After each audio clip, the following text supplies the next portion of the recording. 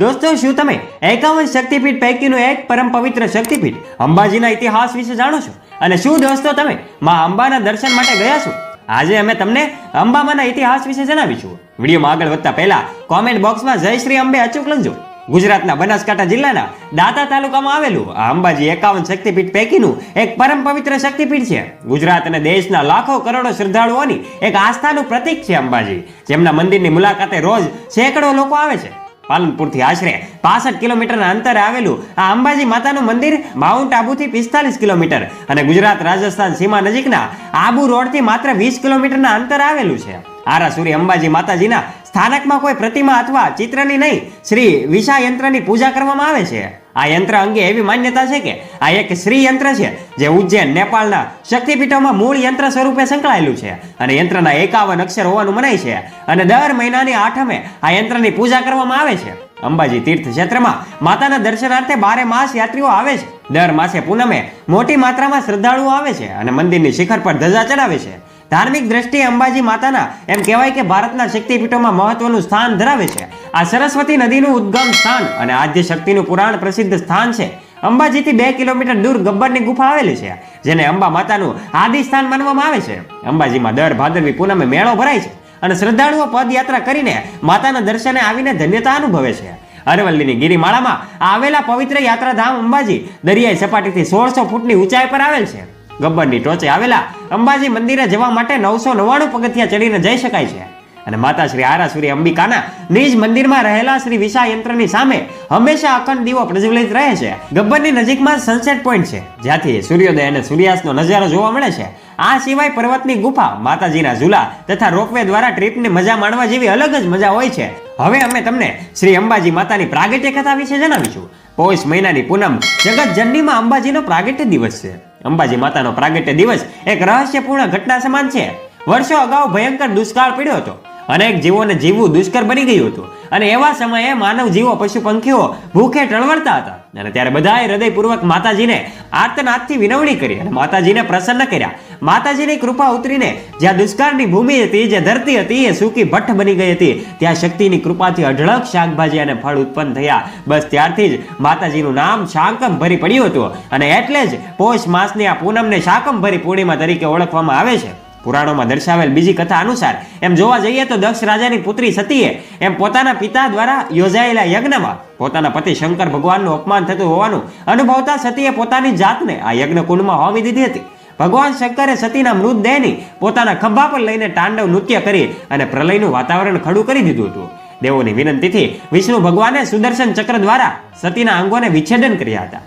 અને હવે સાંભળજો, આ વિચ્છેદન પામેલ અંગના ટુકડાઓ અને જે કહેવાય ઘરેણાઓ જુદી જુદી 51 જગ્યાએ પડ્યા હતા અને જે અલગ અલગ 51 શક્તિપીઠ સ્વરૂપે આપણે આજે પ્રસ્થાપિત થયેલ જોઈ શકાય છે. તંત્ર ચૂડામણીમાં આ 51 મહાપીઠોનો ઉલ્લેખ પણ છે. તે પૈકી આરાસુરમાં માતાજીના હૃદયનો ભાગ પડ્યો હોવાની માન્યતા છે. તેથી અહીં તે પવિત્ર શક્તિપીઠ ધામ તરીકે પૂજાય છે. ભાગવતમાં ઉલ્લેખ છે કે ભગવાન શ્રી કૃષ્ણ માથાના વાળ ઉતારવાની વિધિ આરાસુરમાં અંબા સ્થાને કરી હતી અને એ પ્રસંગે નંદ યશોદાએ માતાજીના સ્થાનકે જવારા વાવ્યા હતા અને 7 દિવસ સુધી અંબાજી રહ્યા હતા. આજે પણ એ સ્થળ ગબ્બર પર્વત પર જોવા મળે છે. પાંડવો વનવાસ દરમિયાન આરાસુરમાં માતાજીનું તપ કરવા માટે આરાસુર રોકાયા હતા અને એનો ઉલ્લેખ પણ શાસ્ત્રોમાં જોવા મળે છે. વનવાસ દરમિયાન સીતાને શોધવા ભગવાન રામ અને લક્ષ્મણ પણ અરબુદાના જંગલોમાં એમ કહેવાય કે શૃંગી ઋષિના આશ્રમમાં આવ્યા હતા. ઋષિએ તેઓને માતાજીના આશીર્વાદ મેળવવા અને દર્શનાર્થે મોકલ્યા હતા. ત્યારે માતાજીએ પ્રસન્ન થઈ રાવણને મારવા ભગવાન રામને એમ કહેવાય કે અજય બાણ આપ્યું હતું અને બાણથી રાવણનો નાશ થવાની માન્યતા છે. અને દંતકથાઓ અને લોકવાયકાઓ પ્રમાણે આ પૌરાણિક ધામનો પરિચય એ લોકવાયકાઓ આપે છે. દેવી ભગવતીની કથા અનુસાર જો જોવા જઈએ તો મહિષાસુરે તપ કરી સૃષ્ટિના નિર્માતા બ્રહ્માજીને પ્રસન્ન કર્યા હતા. જ્યાં તેમને વરદાન મળ્યું હતું એને નર જાતિના નામવાળા શસ્ત્રોથી મારી શકાશે નહીં. આ વરદાન થકી એણે દેવોને હરાવી ઇન્દ્રાસન જીત્યું હતું અને ઋષિઓના આશ્રમોનો નાશ કર્યો હતો. વિષ્ણુલોક અને કૈલાસ જીતવાનો નિશ્ચય કર્યો હતો, જેથી દેવો ભગવાન શિવની મદદે ગયા હતા. ભગવાન શિવે દેવી શક્તિની આરાધના કરવાનું કહેતા દેવોએ તેવું કર્યું હતું અને આદ્ય શક્તિ પ્રગટ થયા હતા અને તેમણે મહિષાસુરનો નાશ કર્યો હતો. તેથી દેવી મહિષાસુર મર્દિની તરીકે પણ ઓળખાય છે. હવે આપણે વાત કરીશું આપ સૌના મનગમતા તહેવાર અંબાજીની નવરાત્રી વિશે.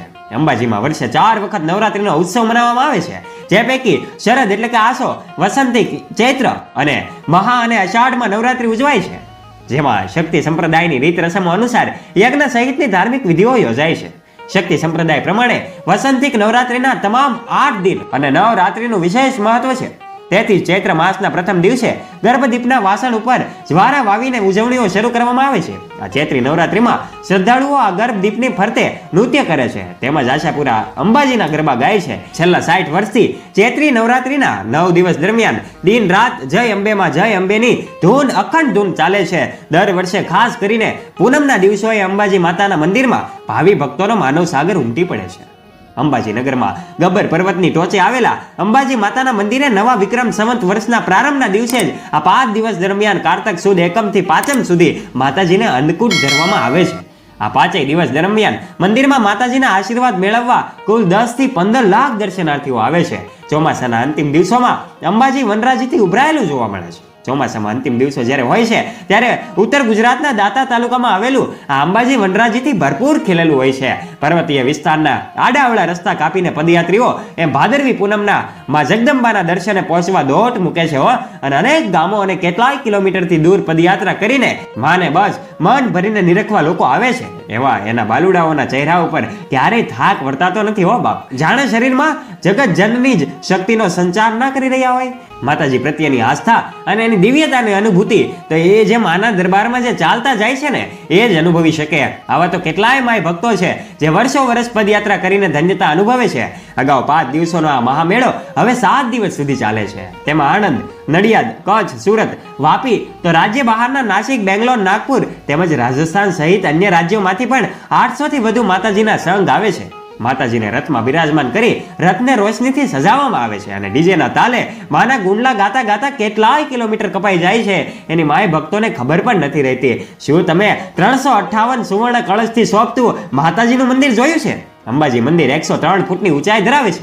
મંદિરના 61 ફૂટના શિખરને સુવર્ણમય બનાવવાની કામગીરી લગભગ પૂર્ણતાને આરે છે, જ્યારે 358 જેટલા સુવર્ણ કળશ એ પણ શોભામાં વધારો કરે છે. આ સિવાય 71 ફૂટ ઊંચો અને 18 ફૂટ પહોળો વિશાળ શક્તિ દ્વાર એટલે કે પ્રવેશ દ્વાર બનાવવામાં આવ્યો છે. આ હતો માં અંબાજીનો ઇતિહાસ. જો વિડીયો ગમ્યો હોય તો વિડીયોને લાઈક અને શેર અચૂક કરજો અને આવા જ નવા રસપ્રદ વિડીયોઝ નિહાળવા માટે અત્યારે સબસ્ક્રાઇબ કરજો ધ ડીએ મોટિવેશન નામની YouTube ચેનલને. અને હા, વિડીયોને અંત સુધી જોવા બદલ તમારો ખૂબ ખૂબ આભાર.